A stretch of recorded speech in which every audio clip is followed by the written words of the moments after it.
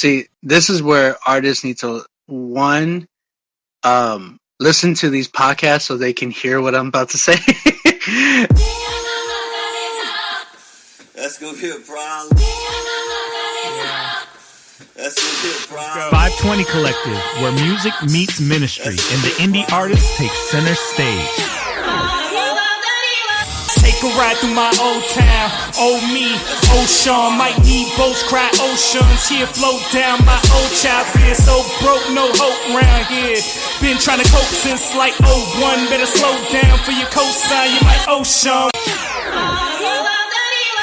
What's up, and welcome to the final episode of Season 2 here on the FiveTwenty Collective podcast. As always, we are in the field on the Trackstars Podcasting Network. Yeah, man.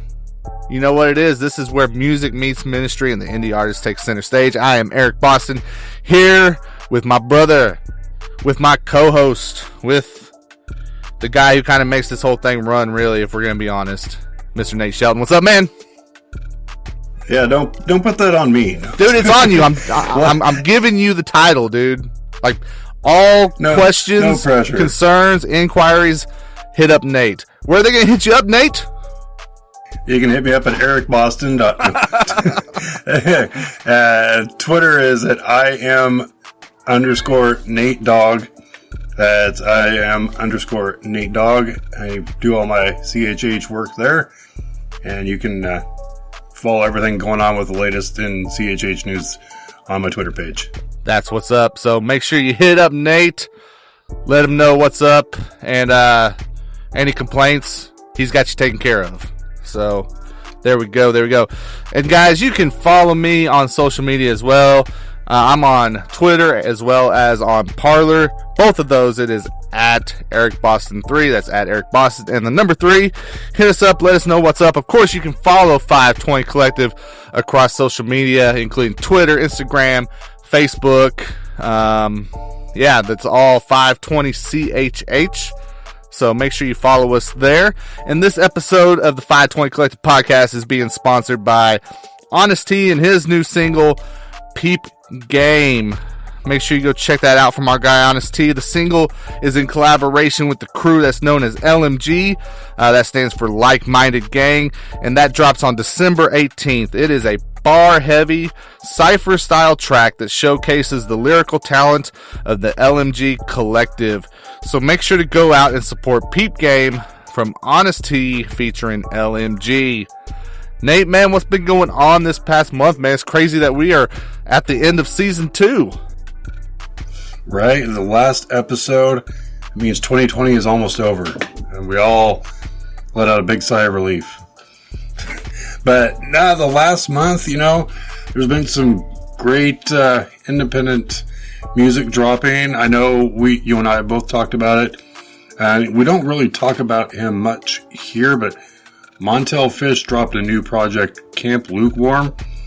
We both think that's one of the best projects out this year. Definitely probably gonna be a lot of people's top 10s. So go check that album out. It's really well done. I really don't know much else to say about that, but also personally for me, Eclesso dropped his debut project. I really liked how he put that together. Didn't really know what to expect. I thought it was really well done. So yeah, man. Other than that, did you happen to see Eclesso on the Trackstar show? I missed that, unfortunately. I'll have to go back and check that out. Yeah, man, it was pretty cool. But no, I'm with you, man.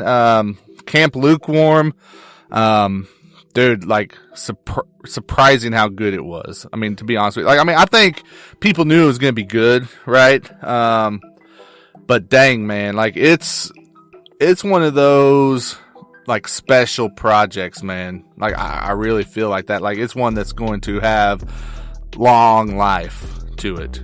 Yeah, it's getting talked about in a lot of different spaces. So if you guys have not checked that out, give it a listen. Definitely gonna enjoy it when you do. So yeah, man, put that on your list. For sure.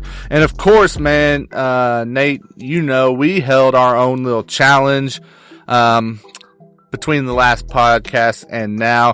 Kind of working with our guy, Oze. He released the track Worldwide featuring 1K Few, and we had the Worldwide Remix Challenge, where people got a chance to drop their verses for the opportunity to be on the remix of the Worldwide Can't Get Tired track. And dude, like, it was pretty cool, and I was just, thrilled that we got to partner up with some really good artists within the indie Christian hip hop space for this thing to make it really special for the winner.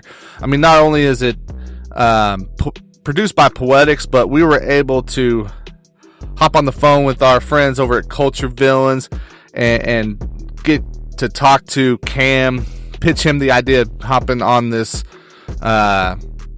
remix. He checked out the track. He's like, yeah, man, I can skate on this, send it my way. So we got him, and we're like, well, if we're going to get Cam, we need one more person. So we get 4 people on this remix, kind of even it out. And we hit up our girl, Salache Vaz. She is going to be on this remix as well. And we're pretty excited because both of those two are some of the kind of, really true, exciting, newer voices in the space, man. And to get them on there with Oze and 1K Few, we're like, man, we're giving someone an opportunity, whoever's going to win this challenge. Nate, what did you feel about the challenge, man? Like, what did you think of the response to it? I thought the response was pretty good. We had some great nominees, some great submissions that made it a little difficult to decide who was going to come out on top. But yeah, getting Cam to put a verse on there, and Salachi, which if you haven't heard Salachi Vaz, she's one of the better lyricists in our space and probably does not get the recognition she deserves. So if you want to know more about her, go check her out on whatever device you're streaming on, listen to her music. But yeah, those two combined with Ose's, you got 1K on the track, it just is, it's going to make it a great song. Yeah, man. And we, obviously made the announcement that out of those submissions, like you said, they were tough, man. We had people coming out of the woodwork for it. We had some of the top challenge guys, including Mitch Durrell. We had BRM that dropped a verse for it. And it was a tough, very tough voting for the staff, man, to figure out who was going to be the winner. But ultimately, we got Brickface. He is a kind of new to us artist, but man, he kind of came out swinging with his verse, and we thought it fit with the song. We thought he did his thing on it. So he was the winner of the Worldwide Challenge. So that's Brickface. Nate, I know you were behind, him as the winner as well. Like, what was it about his submission that made you feel like, yeah, this is the guy that we need to pick? Well, one, I thought the way he did his verse really fit well with the concept of the song, but the flow was real. I mean, like we talked about, he skated on it, and he just came out spitting, and really think he did a much better job than everybody else in the long run. Yeah, man. So, Nate, we think back to the November episode of the podcast. One thing that was pretty cool that I was glad we were able to do is we were able to announce our 2020 Rookie of the Year nominees. And, of course, we held some voting on our Twitter account, let people go in and cast their votes to help us narrow it down to some finalists for this award.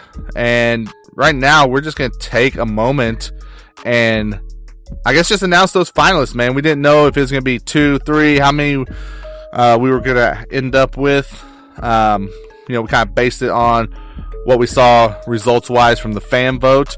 But we got 3 finalist selections, and I think they're 3 pretty good ones, man. Like, let the people know who's the finalist for our 2020 Rookie of the Year. Finalists for the Rookie of the Year after all the voting on social media. We got Just Call Me DT, BRM. Of course, he's a friend, guy we've been working with quite often here. And we also have Hugh Halla. And I got to be honest, before he was nominated, I wasn't real familiar with him, but he definitely is well worth the nominee.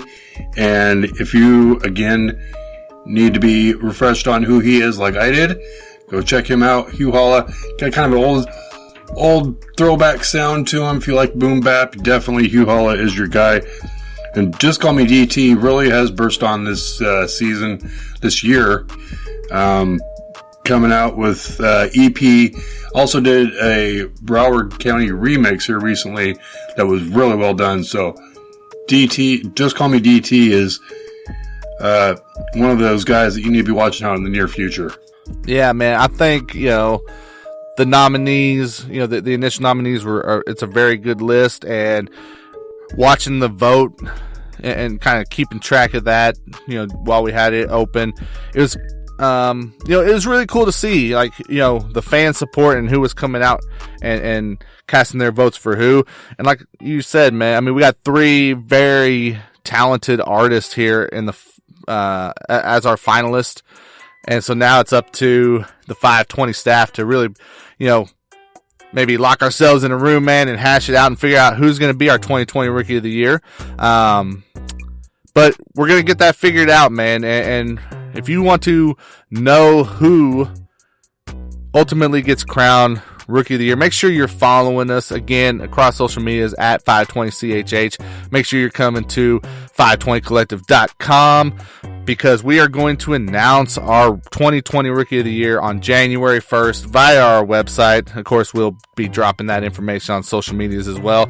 But like Nate was saying, you got Hugh Halla, who came over from kind of a mainstream background.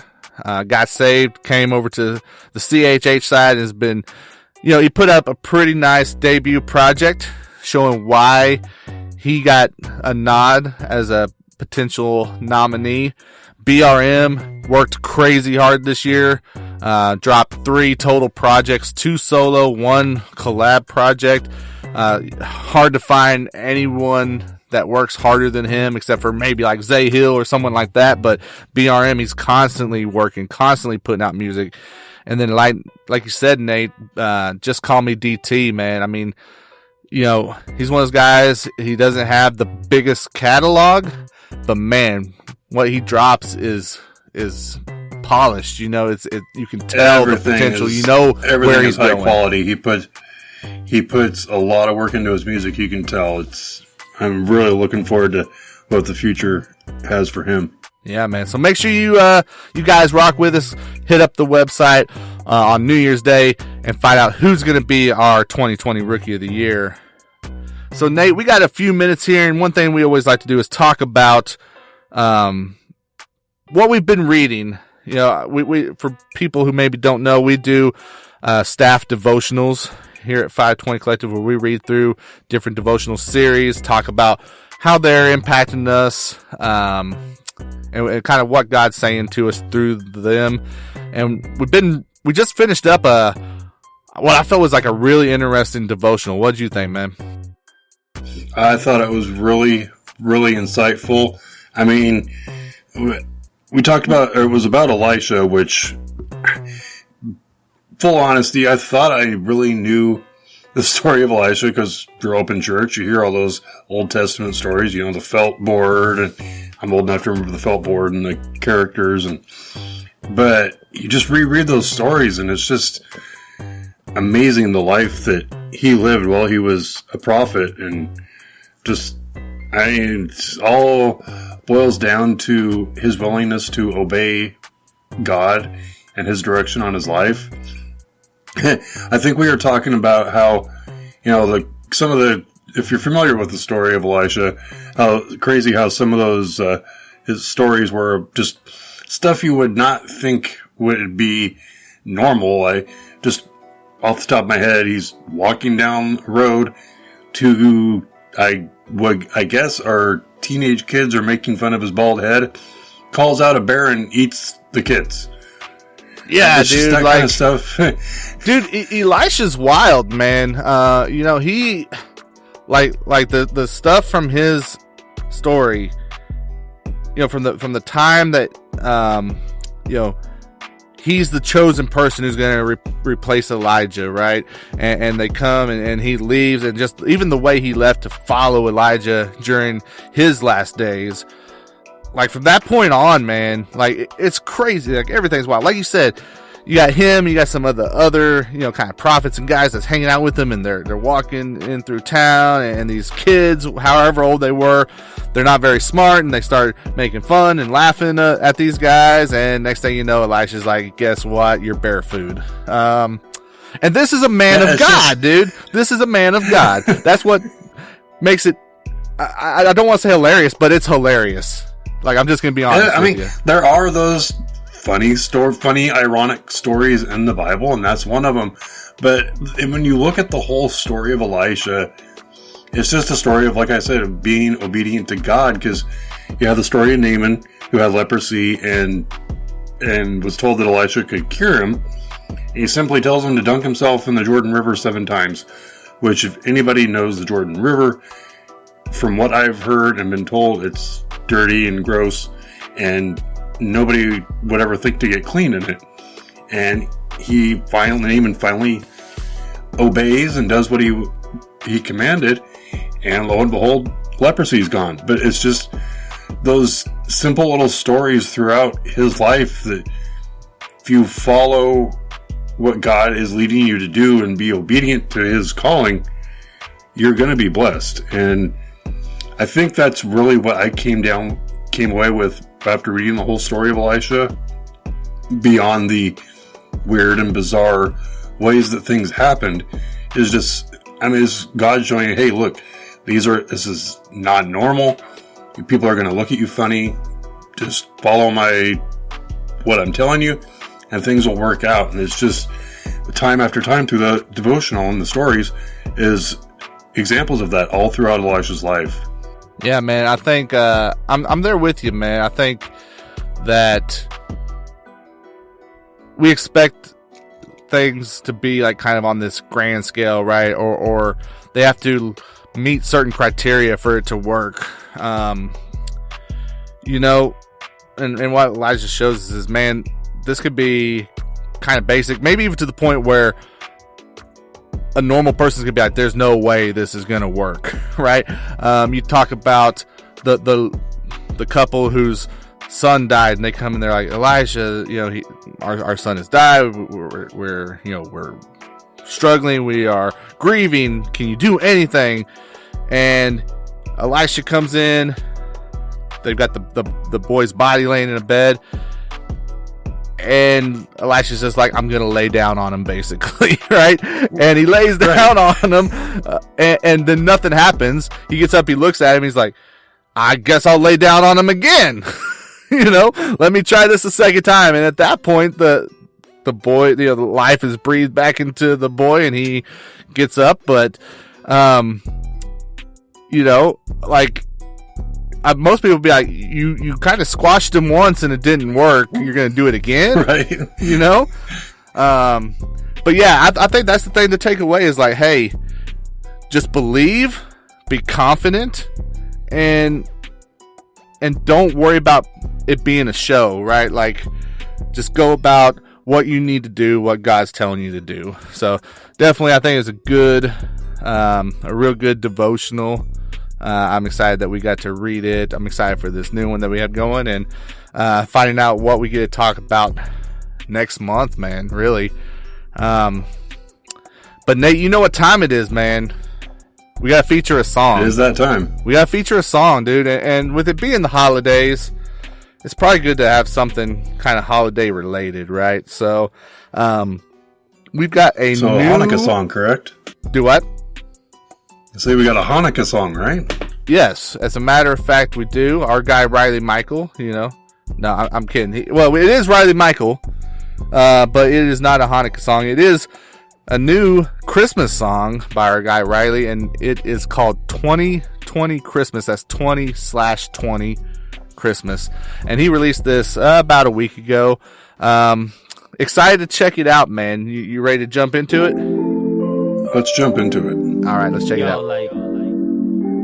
Merry Christmas, y'all. Yeah, shout out to OnBeat. Man, you're a legend, bro. It's that Christmas spirit, I'm affected on my healing, I'm affected on the feelings in my own life. It's that Christmas feeling, affected on my feelings. It's that Christmas spirit, I'm affected on my healing, I'm affected on the feelings in my own life. It's that Christmas feeling, affected on my feelings. It's that time of year again. People are getting gifts, people are giving gifts. Some are hit and miss. Yeah, some feel really blessed, some feel hella stressed. I was Mr. Scrooge till the ghost came through. Rudolph lit the way, then my heart it grew. 3 sizes bigger than it was before. So light up the candles, put up the light, put up the Christmas tree right by the window. I just might sit with my wife all night, watching the snow fall down, watching a Christmas movie. A thought of that makes me smile. It's that Christmas spirit, I'm affected on my healing, I'm affected on the beatings in my own life. It's that Christmas feeling, affected on my feelings. It's that Christmas spirit, I'm affected on my healing, I'm affected on the beatings in my own life. It's that Christmas feeling, affected on my feelings. Yeah, it's cold outside. Frosty the Snowman vibes. Why we always in a rush? Most of us don't take time to sit by the fire and sipping hot cocoa and playing board games with fam. Reflecting on the year we had. Yeah, last year we ain't have a tree, and that there was okay with me. I didn't care that I was Lucky Boogie, I was Mr. Potter, I was Reggie Green, I was that mean fella with his teeth all yellow. But this year I'm trying to do better. I realize the present combined with your presence is the only present that I really need. It's that Christmas spirit, I'm affected on my healing, I'm affected on the beatings in my own life. It's that Christmas feeling, affected on my feelings. It's that Christmas spirit, I'm affected on my healing, I'm affected on the beatings in my own life. It's that Christmas feeling, affected on my feelings. It's that silent night, holy night, all is gone, all is bright. It's the silent night, holy night, all is gone, and all is bright. Yeah.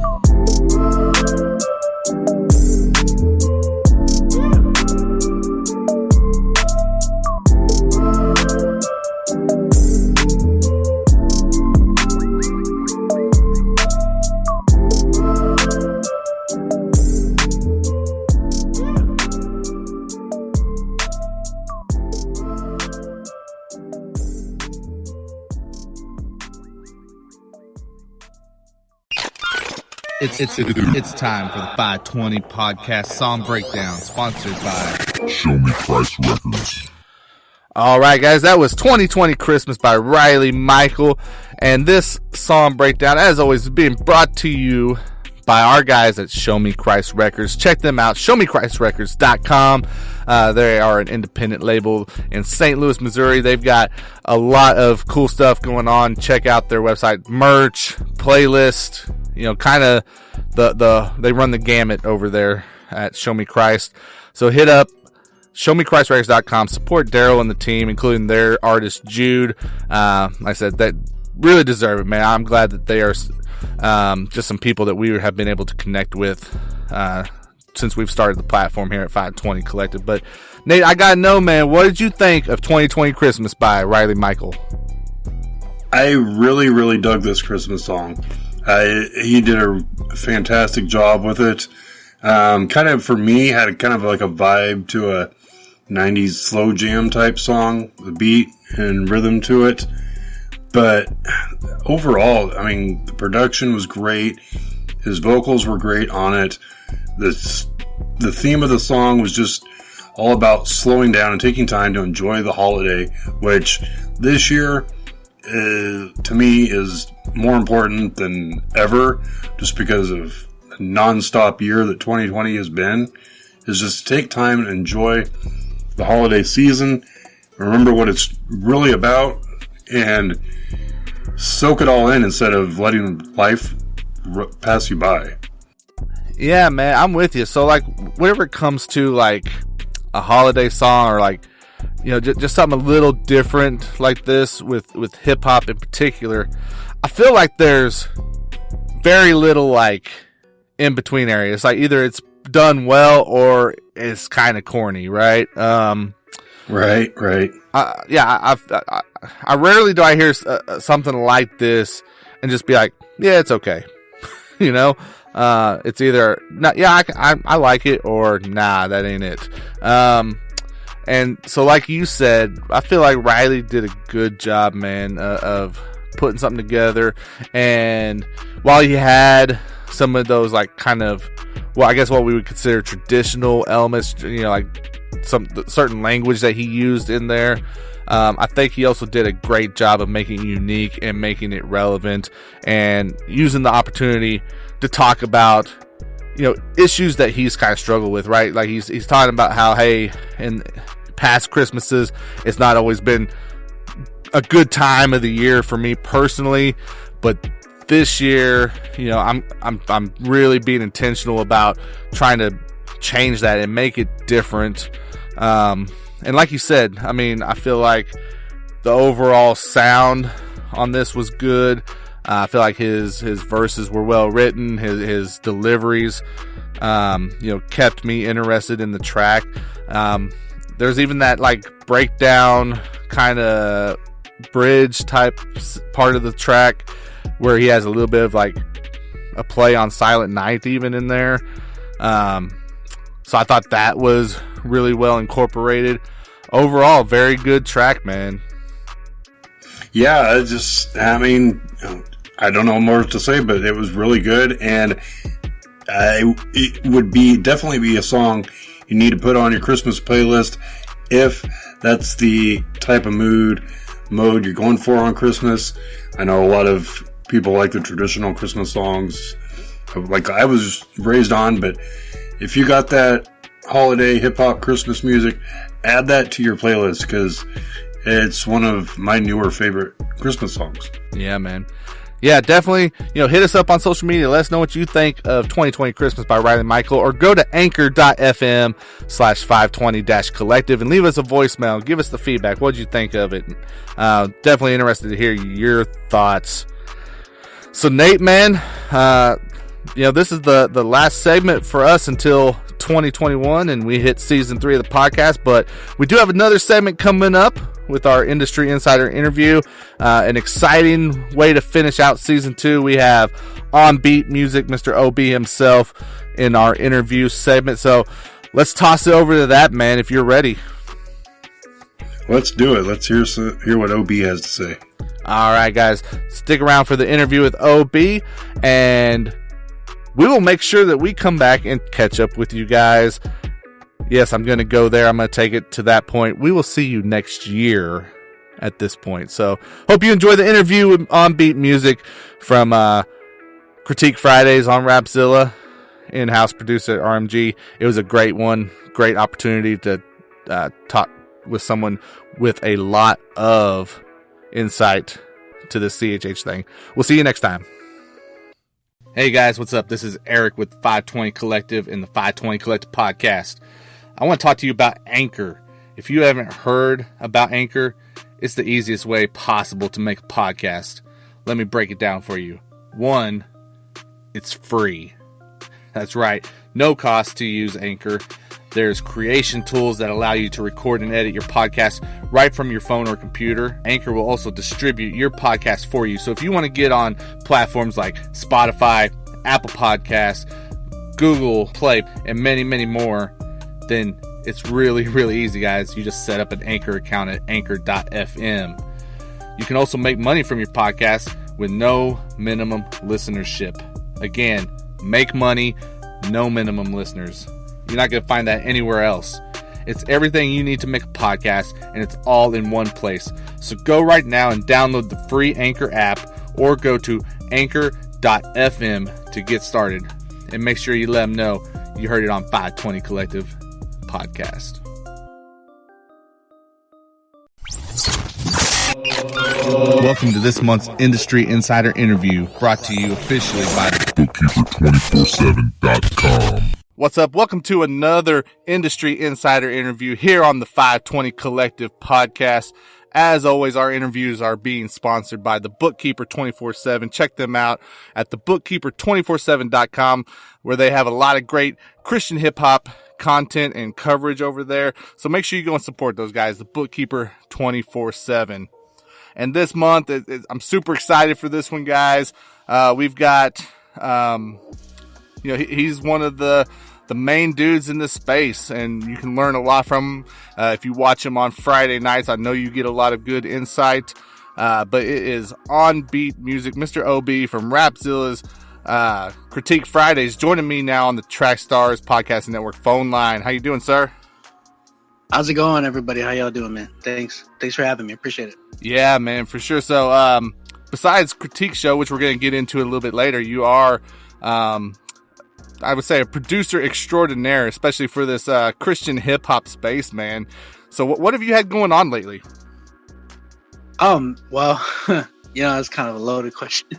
Yeah, well, I mean, a lot of it is more. I've actually been on a break, trying to get. I was going through a lot through this whole time.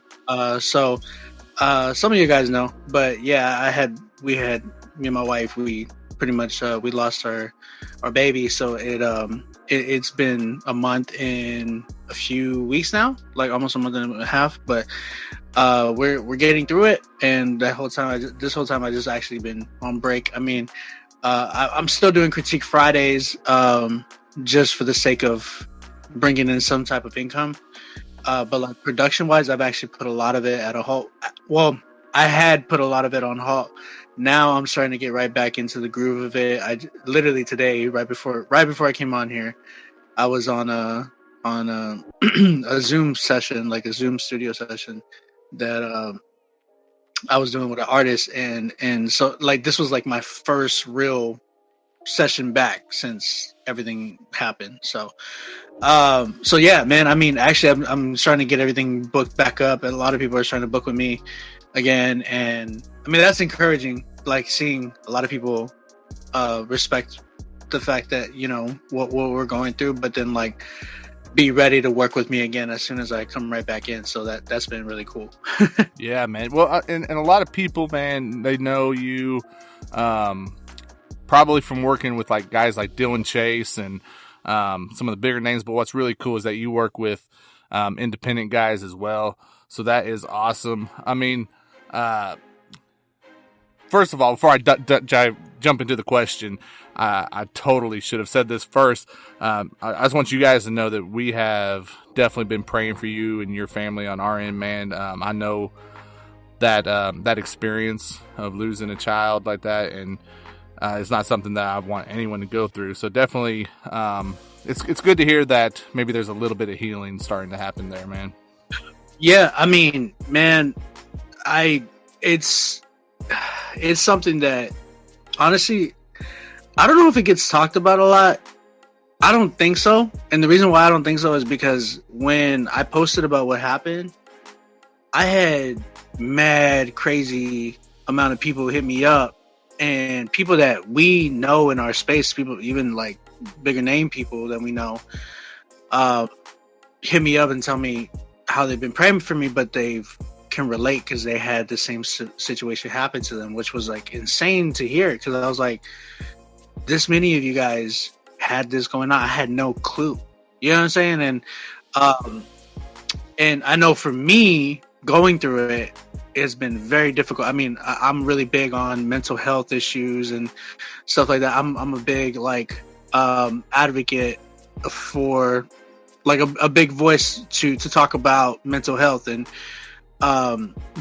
Christians who struggle with it in the church. I'm really big on that. So for me, and not to mention like what I struggle with through that process, it hit me even harder, through the fact that I already struggle with depression. I already struggle with anxiety. I have insomnia. I have all these I'm diagnosed with all these types of things.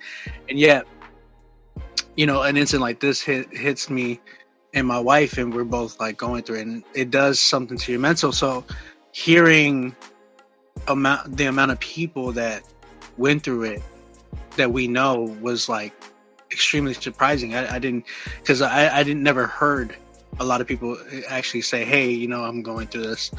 For sure. And I think that's one thing that is maybe interesting to lose sight of, that whenever you're in a kind of a community like Christian hip hop, right, where the focus is music, right, I think it's easy to lose sight of, man, there's real life happening at the same time. You know, check this segue out. I want to jump back over to your production stuff.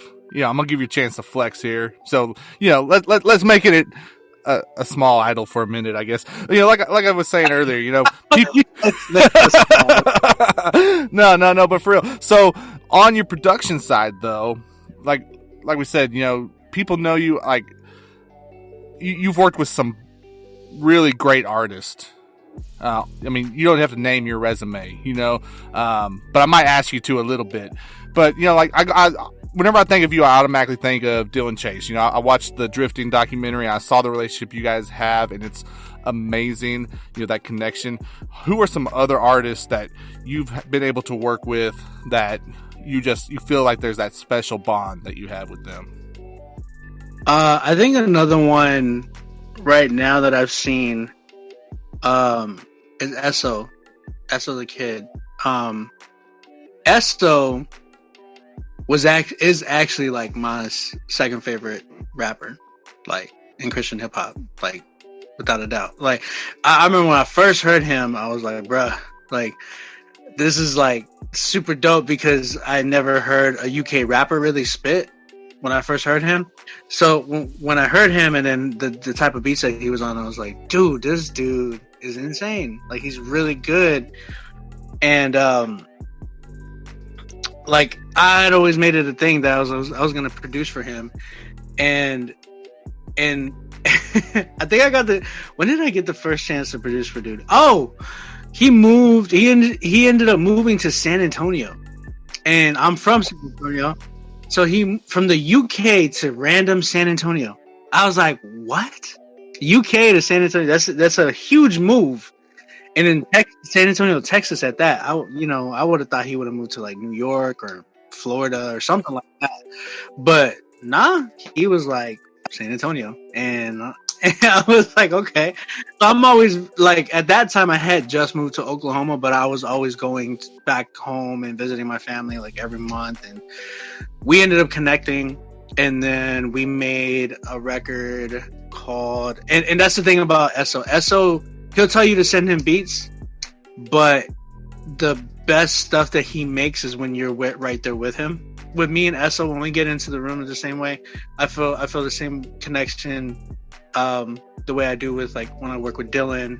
I feel like I have that type of bond too with No Big Deal, and I've felt the same thing too with Derek Minor.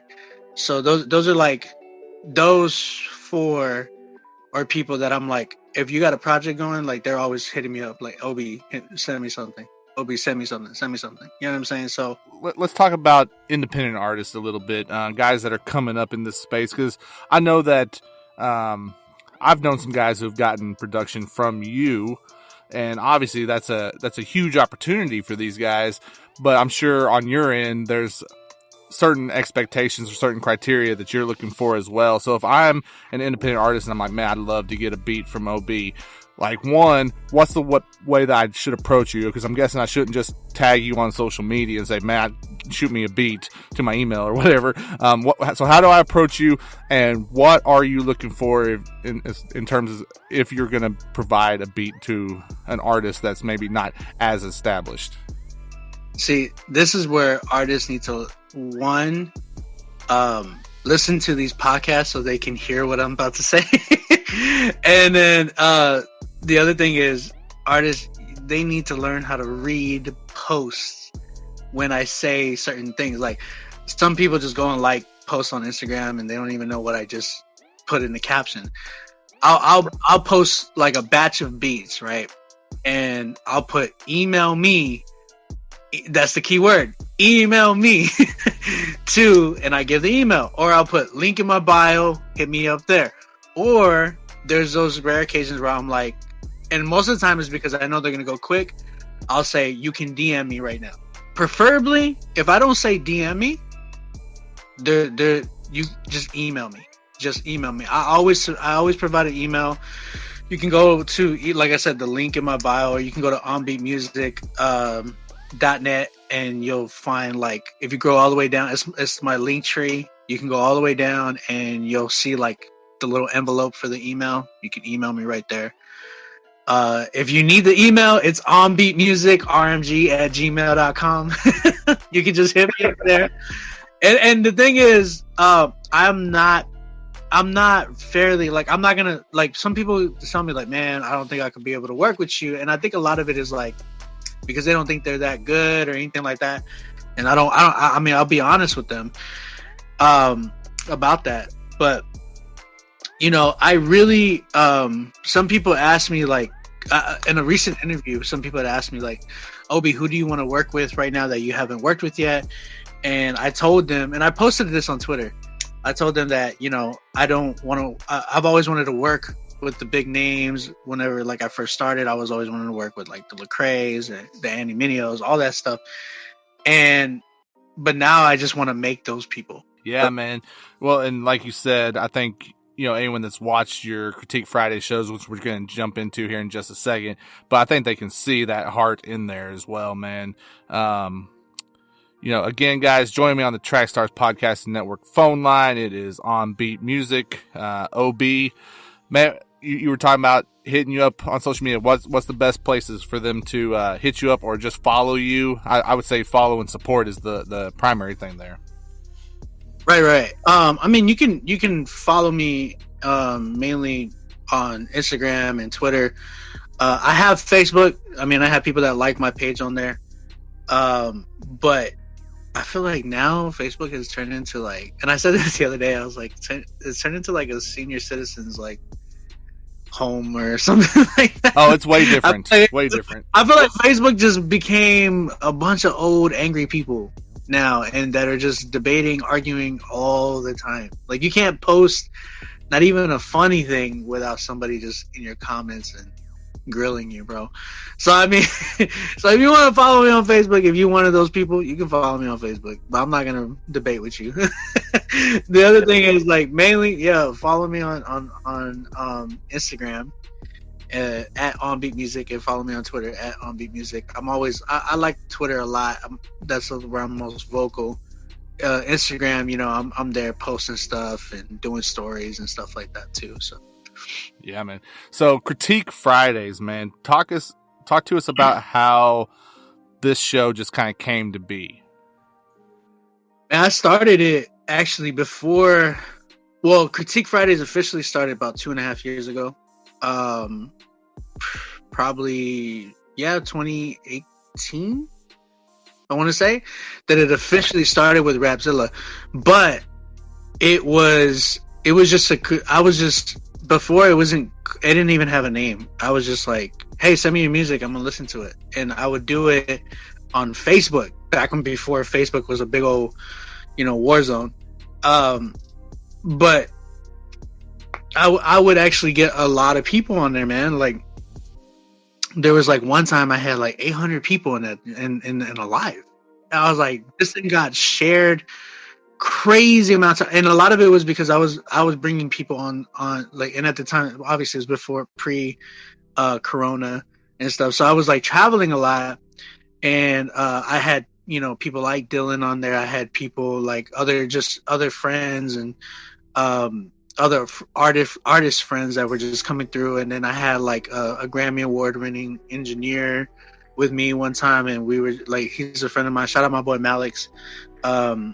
He's a Grammy Award winning engineer / producer as well.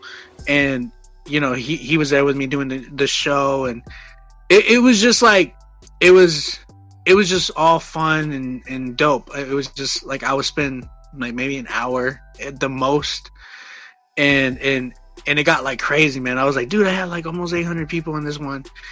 That was like the last one that I did, and then I got like really busy.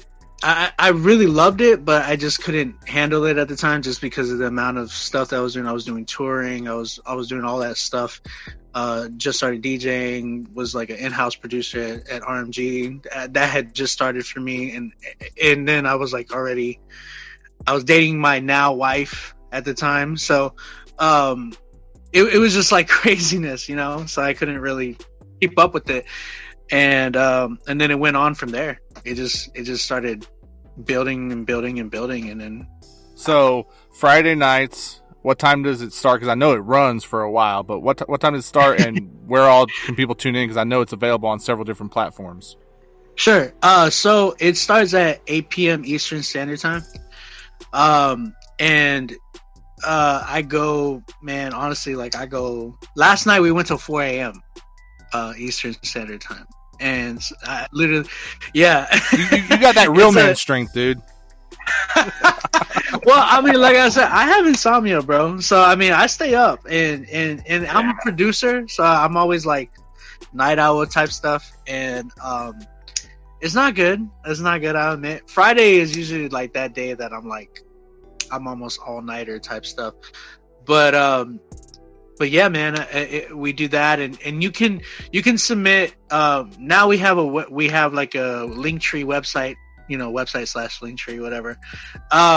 So you can go to critiquefridays.com actually now, and you can email me there. There's a video that tells you the email, and there's a video that explains like about the priority list, and you know, I've had people get mad about that whole situation too, because they're all like, "Oh, you're a Christian; it's supposed to be free," and it's like, no, it's not like that. So yeah, man. Yeah, you can go there. Email. There's a button there at the bottom of the link tree that has a little envelope, and you can email your song through there. So okay, and then it's on YouTube. I know you can see it on Twitter, right? Sorry, yeah. I mean, yeah. So like, we're on Rapzilla's Instagram, we're on Rapzilla's YouTube, Rapzilla's Facebook, Rapzilla's Twitch channel. By the way, like, man, I'm really trying to build that up because I got more stuff coming up with that. But Rapzilla's Twitch channel, and also on Twitter. On Rapzilla's Twitter and Periscope, because they're pretty much one and the same now. So right, yeah, awesome. So make sure you guys tune in Friday nights, 8 PM Eastern. So I'm again that independent artist that maybe I've not been doing this real long, and I'm debated about, you know, man, this is really cool. I'd like to, you know, get my music on there, but I'm not sure. Tell me why I need to submit to OB in the Critique Friday show. Well, man, like, really, a lot of it has to do with, I feel like we get laughed at a lot. I mean, can we agree on that? Like, Christian hip hop from like mainstream or like even non-Christians, I mean, they might look at, perceive it. Maybe I don't. Yeah, I would say more often than not, they don't even know we exist. So, well, that's the thing. That's the thing. And when you say Christian hip hop, they're like, what? And I feel like, man, with this show, with Critique Fridays, I want to display that, because through Critique Fridays, and mind you, I've done it for 2.5 years now, bruh, through Critique Fridays, I have found hundreds and hundreds of new people I have never heard of in my life. You know what I'm saying? And it's been so awesome to hear that we have real depth and quality at that. And that's another thing that I really want to tackle, because we are known to have horrible, and I say it a lot on my show, horrible mixing engineering, and I really try to tackle that. I get on people about that. I get on people about their names.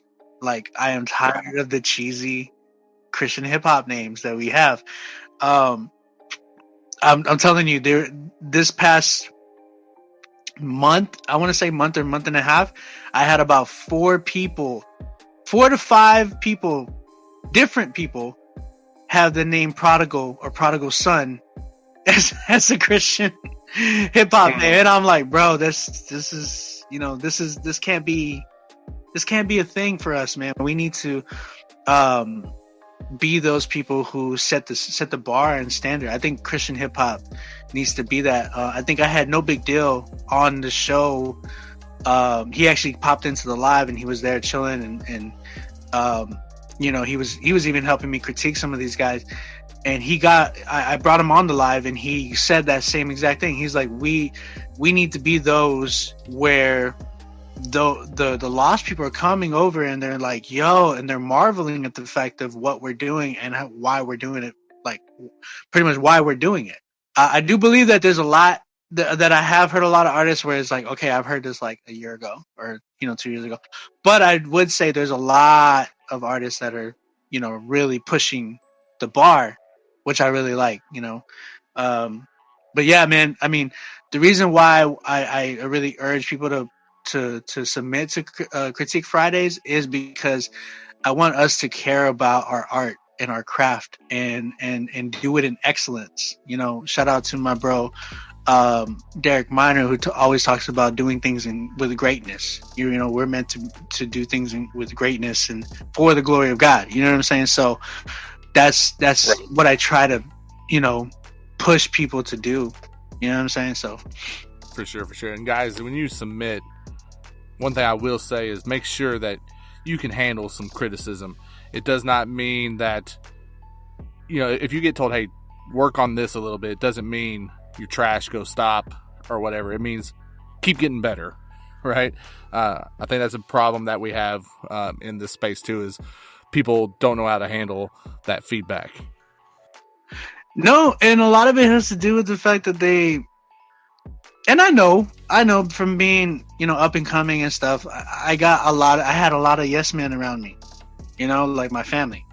My family was like, I mean, you growing up and you're young, being a Christian hip hop art and, you know, recording for the first time and all this stuff like that. And then you show your art to your family. They're like, oh, that's good. That's nice. You know what I'm saying? So you think, and then your friends, they're like, oh man, that's dope. You know what I'm saying? Da, da, da.